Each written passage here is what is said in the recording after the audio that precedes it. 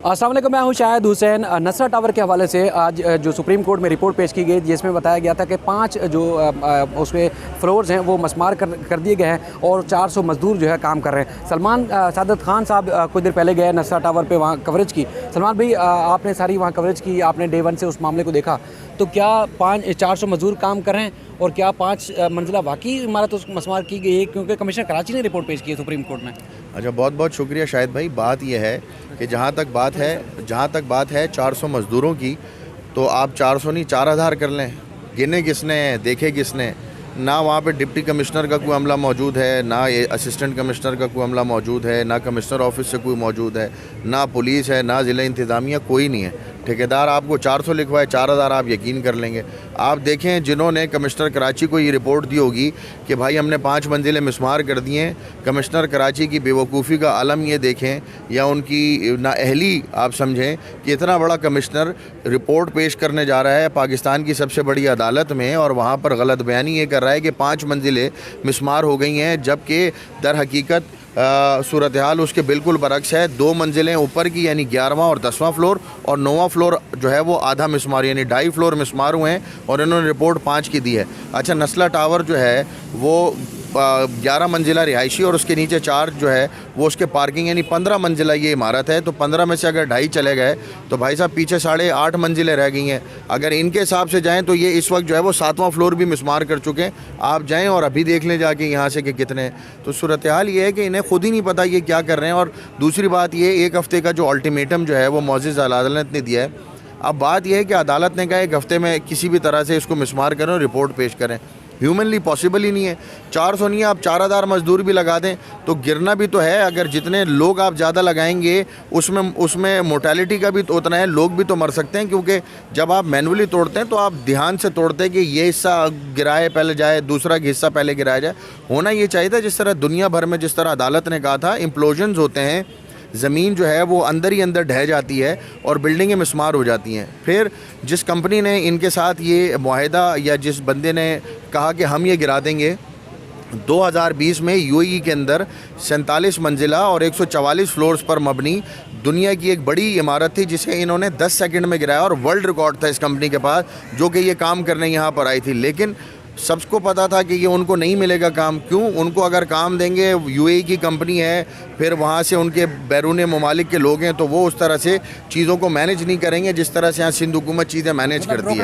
रोकड़ा नहीं मिलेगा, लाजमी सी बात है। पैसा नहीं मिलेगा तो क्यों देंगे? अब जिसको देंगे वो पैसा भी देगा, ये भी खुश वो भी खुश। लेकिन अब अच्छी चीज़ ये होने जा रही है कि जिसने नस्ला टावर को कहा था कि भाई बना दिया जाए, ये कर दिया जाए, वो उन तमाम अफसरान को भी जो है अब उनके गले पर छुरी आ रही है।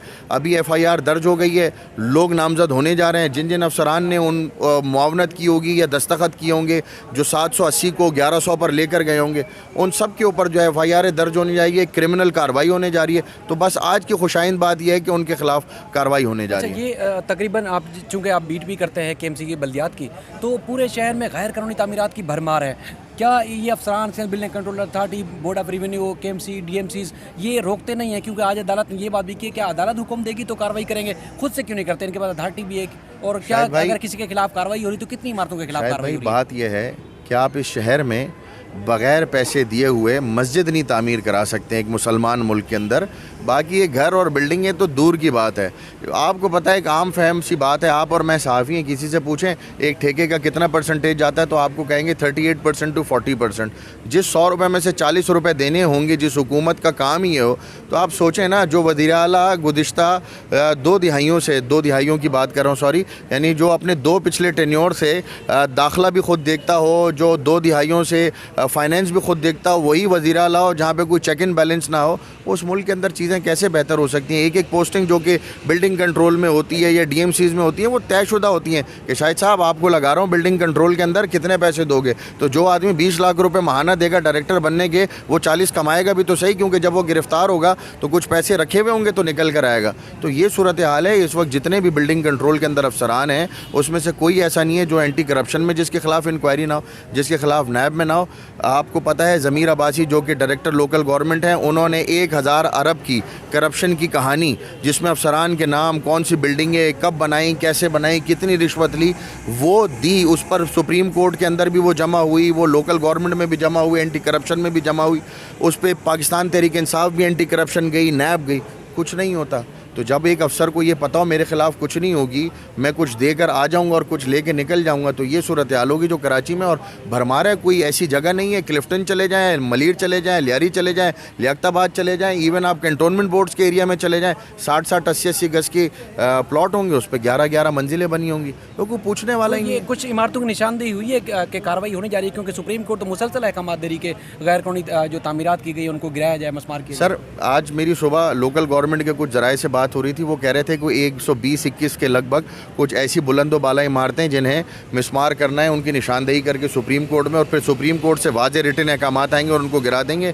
जिसमें एक इमारत आपको मालूम है जो कि MQM का मरकज़ है आरदी, उसके सामने ही एक ग्राउंड है और खेल के मैदान के ऊपर वो हाई राइज बना रहे हैं, तो सबसे पहली जो चंद इमारतें होंगी उसमें उनका शुमार होगा। तो 120 के लगभग ये इमारतें जिनकी फहरिस्तें मुकम्मल तौर पर बना ली गई हैं, उनकी हमें अभी डिटेल्स तो मालूम नहीं, लेकिन हमें कुछ नंबर्स दे दिए गए हैं। सुप्रीम कोर्ट में वो जमा होगी, सुप्रीम कोर्ट से अहकामात लेंगे और उसके बाद उनके खिलाफ कार्रवाई होगी, तो बचेगा कोई नहीं, मेरा ख्याल है। आपका बहुत शुक्रिया, क्योंकि चीफ जस्टिस ने भी इस बात का इजहार किया कि जो अथॉरिटीज़ हैं, जो अहकामात पर जिन या अपने कवानीन पर जिनको अमल दरामद करना होता है, वो खुद अमल दरामद नहीं करते, बल्कि वो अदालत की तरफ देखते हैं कि अदालत अगर हुक्मनामा जारी करेगी तो ही हम कार्रवाई करेंगे। अब जिस तरह सलमान साहब ने बताया कि 120 इमारतें ऐसी हैं जो कि गैर कानूनी तौर पर करार दे दी गई हैं कि उनकी तामीरात, उनकी NOCs और वो थी ही गैर कानूनी, उनकी तामीरात गैर कानूनी थी। इस शहर के अंदर अब उनकी फहरिस्तें तैयार करके सुप्रीम कोर्ट में पेश किया जाएगा और अदालत से ही अहकामात लिए जाएंगे। लेकिन आज एक बात और भी सामने आई है कि अदालत ने खुद एक हुक्मनामा जारी किया है, जिसमें दिलकशां जो एक क्लब बना हुआ है बहादराबाद, बल्कि इसमें PCHS सोसाइटी में, अदालत ने उसको मसमार करने का हुक्म दिया। DC को कहा है कि आप हमारे हुक्म का क्यों इंतजार कर रहे हैं, आप तो जाएँ और जाके खुद कार्रवाई करें, क्योंकि आपके पास अथॉरिटी है, आप कानून पर अमल दरामद करना आपकी जिम्मेदारी है, आप कर सकते हैं। तो ये चीज़ें थी जो आपके सामने। अब गैर कानूनी तामीरात के खिलाफ मज़ीद एक्टिव कार्रवाई होने जा रही है, और चाहे chief justice of Pakistan retire हो जाए, लेकिन उसके बाद बावजूद जो अदालती अहकामात हैं, जो पीछे जो चलने वाला सिस्टम है, अब वो नहीं रुकेगा, बल्कि अब जो बिल्डर माफिया है और ब्यूरोक्रेसी है, उनके खिलाफ सख्त से सख्त जो है वो न सिर्फ हुक्मनामे बल्कि उनके खिलाफ कार्रवाई भी अमल में लाई जा रही है। हम इस सिलसिले में मुसलसल चाहे वो नशा टावर हो, जो दीगर गैर कानूनी तामीरात हो, आपको अपडेट कर रहे हैं, और उसके बाद फिर मजीद चाहे सिंध हाई कोर्ट हो या सुप्रीम कोर्ट, इस सिलसिले में आपको मजीद भी अपडेट करते रहेंगे। अपना ख्याल रखिएगा। अल्लाह हाफिज़।